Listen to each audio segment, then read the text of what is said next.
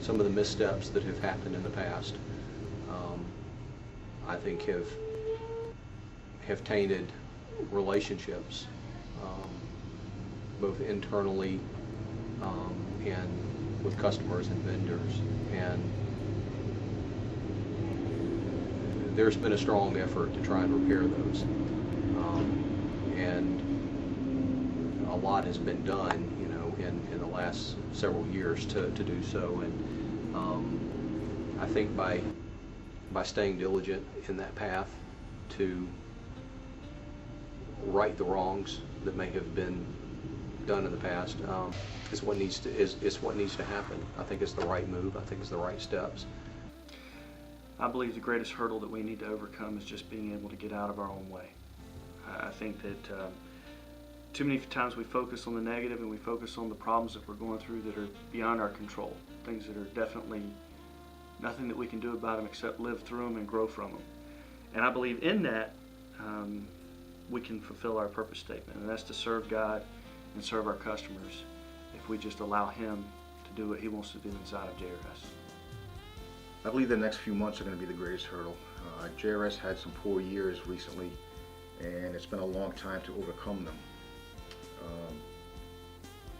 The core group here is staying positive and believing each other and what we can all accomplish together, and that thereby gives us our strength. Success is never easy, and if it was, then there would be successful companies all over the universe. It wouldn't be just JRS having a hard time, or any other company that's financially troubled these days. So to me, the strength, the core strength of the group that you have working at the company is the part that makes it happen and makes it come to fruition. It's easy to look back over the past year and wonder how we still exist. How is JRS still here with some of the troubles that we've had? It just defies logic. And again, it just points back to the core group, the heart and soul of JRS and the employees. I think as long as we can stay strong, we'll persevere, and we'll look back a year from now and wonder in amazement at ourselves at how we were able to do it. I think a big part of that is for everyone to do what they're supposed to do, and for every individual to just do what they do and what they're supposed to do as best they can with the highest quality at all times, no matter what they're doing, no matter what their role is. And a lot of times that's no shortcuts allowed, which I think that's a big part of why we're where we're at today is, shortcuts have led to a lot of our pain and suffering right now. We need to return to a place where we're stable.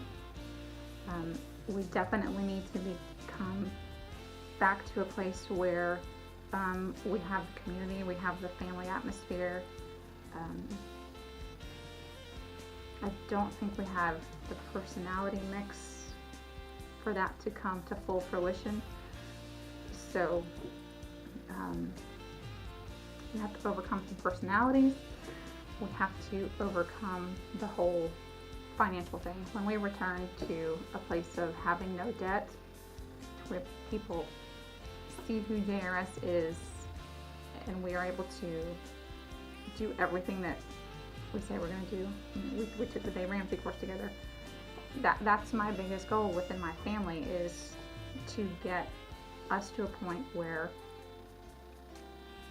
we can give, and we don't have to give this much because we're worried about the debt. So when we can overcome and become debt free, that giving, it allows us to just open up our brains and think of how we just can totally bless people. And I want to definitely duplicate that family atmosphere that I have with my finances, and I want to see that come to fruition in JRS's finances, and that's going to be a good day.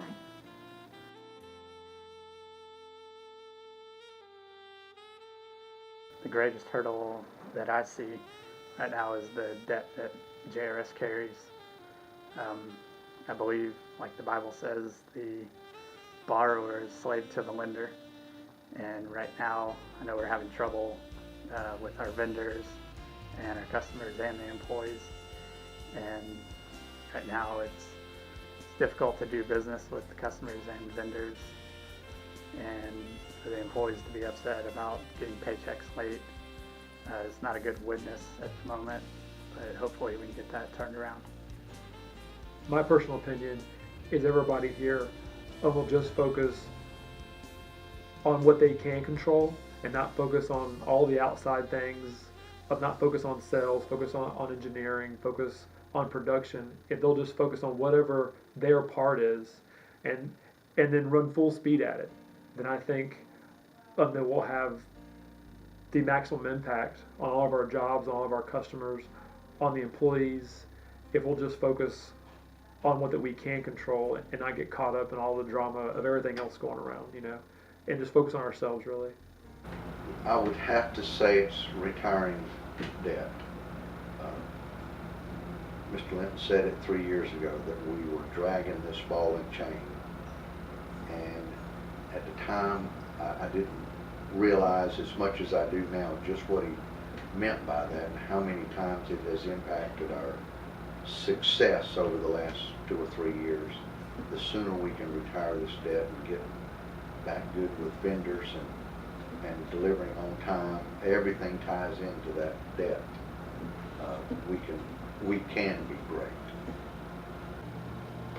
As a young manager working at another job, I had my direct manager tell me that it was better to look good than it was to be good.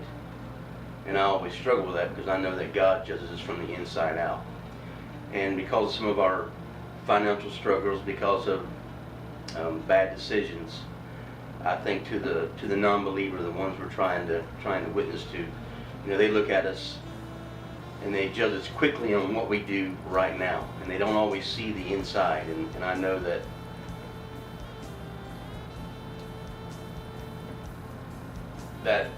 because of some of the situations that we put ourselves in, as far as paying our vendors, and it's either right or it's wrong, and we always have to do the right thing because we're being judged on what we do right now, and we just got to make the right decisions and do the right thing no matter how much it hurts. No matter what current state we're in, we've always got to do the right thing. In my eyes, it's consistency with deliveries. That's the number one thing we have to overcome in our customers' eyes, is that we need to become more consistent with hitting the dates we originally promised.